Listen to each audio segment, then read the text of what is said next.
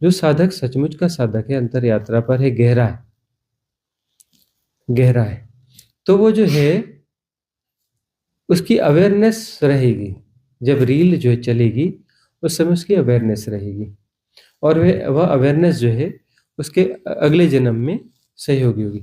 यदि उस समय अवेयरनेस फुल हो, बहुत स्ट्रांग अवेयरनेस हो, और वह रील चल रही हो, वह रिलीविंग जो है, रिलीविंग सजगता से हो रही हो, काफी सजगता से हो रही हो, उसमें रिलीविंग होती है ना, मतलब जो 60 70 80 साल जब भी वो शरीर छोड़ रहा है तो उसको पूरा ठीक से जीता है वह। जो भी कुछ कुछ सेकंड्स का समय हो, 4 6 सेकंड, 10 सेकंड, 12 सेकंड, 15 सेकंड, अलग अलग हो सकता है। तो जितने भी सेकंड में या महीने मिनट में वह रील चल रही है, तो उस रील को जो है, वो बाहर का समय कुछ भी हो, वहां तो पूरा 80 साल है तो 80 साल ही जीता है, 60 साल है तो 60 साल ही जीता है, पूरे उसको जीता है। तो वह जीने में यदि सजगता है, थोड़ी सजगता है, साधक का मतलब सजगता है, सजग है तभी तो साधक है, तो सजगता है तो उसको जो है वहां पर बहुत कुछ समझ में आएगा उस लोक में। अब जो उच्च, अब अगले आयाम में गया ना, तो अगले आयाम में उसे जो है काफी कुछ समझ बनी रहेगी, और जो वह समझ बनी रहेगी तो उस समझ से उसे बहुत कुछ तय करना आसान होगा। अगला जन्म जो बिल्कुल रोबोटिक तरीके से होता है, वह उसका जन्म रोबोटिक तरीके से नहीं होगा। एक तो फटाफट नहीं होगा, वह उस गर्भ की तलाश करेगा, प्रतीक्षा करेगा कि जिस गर्भ से जन्म जो है अनुकूल होगा, वह ग्रह नक्षत्र अवस्थाएं अनुकूल होंगी, जिसमें अगले जीवन में साधना हो सकती है। क्योंकि उसको जो सजग था, और सजगता में जो उसने रील देखी, तो उसे पता चलेगा कि मैंने जीवन गंवाया है। बेहोशी में तो उसको पता नहीं चलेगा, तो बेहोशी में मर रहा है, उसको क्या पता चलेगा कि मैंने जीवन को ठीक जिया कि खराब जिया या गंवाया, है ना। अब जो है हम कुछ मरते हुए आदमियों के, जो मरते हुए आदमी थे, पता चलता था तो हम थोड़ा चले जाते थे उनके साथ, अपना थोड़ा आसपास बने रहते थे कि करता क्या है ये बंदा मरते मरते, उसकी प्रायोरिटीज क्या है, यह जानने के लिए। तो उसके आसपास हम थोड़ा रहते थे कि अभी मरेगा, आज मरा या कल मरा, मतलब मरता मरता ही आदमी है, उसकी प्रायोरिटीज को हम देखते थे। तो वह जो बस अपना रिश्तेदार, अपने बच्चों बच्चों को ये वो कहता था, इससे इतना पैसा है ले लेना, इसका यह है वो कर देना, कुछ अपनी चिंताएं और वह सब जो है उन्हीं के बारे में बात करता था, वह उसकी प्रायोरिटीज। अच्छा, उस समय एक बंदे के पास हम थे, तो जैसे कोई बंदा कोई और गया है, उससे उसने जीवन में लाभ लिए, बहुत सारे लाभ लिए हैं, दिया नहीं है। हो सकता है उसे धोखा भी दिया हो, मरने वाले व्यक्ति ने धोखा दिया हो, जो मर रहा है उसने धोखा दिया है किसको, जो मिलने आया है उससे वो धोखा खा के भी मिलने आया है, और हमने देखा वो उसकी उपेक्षा कर रहा है, ध्यान ही नहीं दे रहा है उसे, जबकि उसने उसे धोखा दिया है, और जो है काफी लाभ लिए हैं, और अपने बच्चों और उनके और मतलब नियर डियर के साथ में इंटैक्ट हो रहा है, और बस लाभ हानि की बातें कर रहा है, सांसारिक लाभ हानि, इससे लेना देना यह हुआ, इसी किस्म का। अब जो है यह जो मरेगा, इतना मोहग्रस्त है, तो मरने, तो ऐसा तुरंत ऐसे करके मर गया, ऐसा नहीं होने वाला उसका। वो मरने के कम से कम आधा घंटा पहले बेहोश हो जाएगा, डर के मारे। जब मृत्यु एकदम से, वो मृत्यु जब नॉक करती है ना, नॉक करती है मतलब कुछ समय पहले नॉक करती है, तो उस समय वो बेहोश हो जाएगा, और आधा घंटा कम से कम रहेगा बेहोशी में। और उस बेहोशी के काल में उसकी रील वगैरह चलेगी, और बेहोशी में रील चल जाएगी, वो स्टोर हो रही, उसको भान नहीं होगा, उसको पता नहीं चलेगा।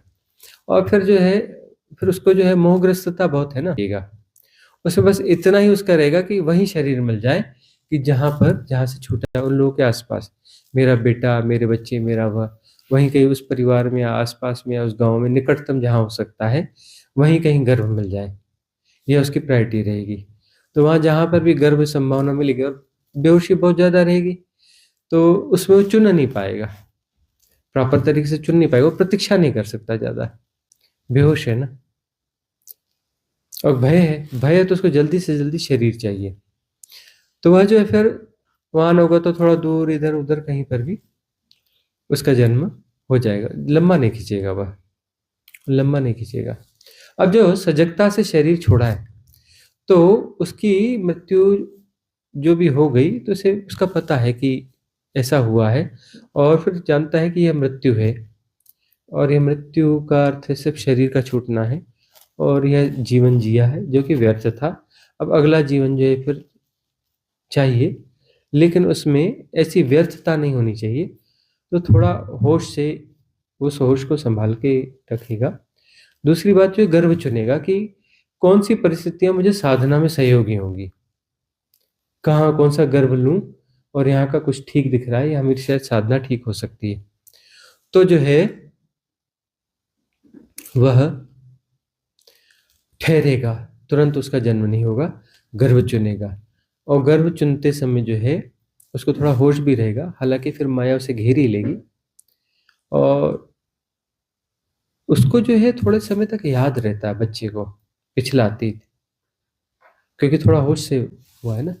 तो किसी को 15 दिन, किसी को महीने, किसी को 3 महीने, सजगता का स्तर क्या था, किसी को 6 महीने। तो इस प्रकार से वो बच्चा जो है पिछले जन्म की स्मृति में जीता है, और बाद में जो है उसकी स्मृति क्षीण होती जाती है। प्रकृति का नियम है कि पिछले जन्म की स्मृति ले लेती है, क्योंकि पिछले जन्म का भार होगा तो इस जन्म में बच्चा बच्चा रह ही नहीं पाएगा।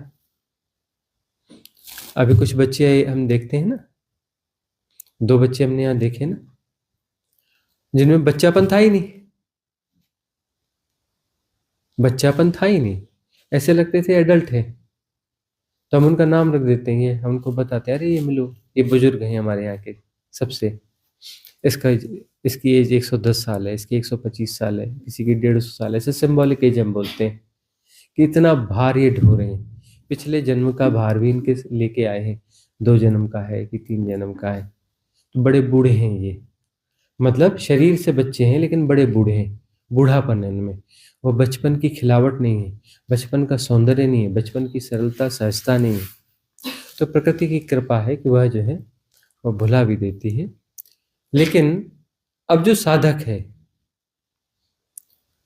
है और इस प्रकार से वो जन्मा है, तो फिर ऐसे जो है बचपन से फिर साधक हो जाते हैं। सब जबरदस्ती के गुरु गंभीर नहीं है, उनके जीवन में साधना भी होनी चाहिए। तो उनके जीवन में साधना आ जाती है, क्योंकि पिछले जन्मों के स्मरण बने रहते हैं साधना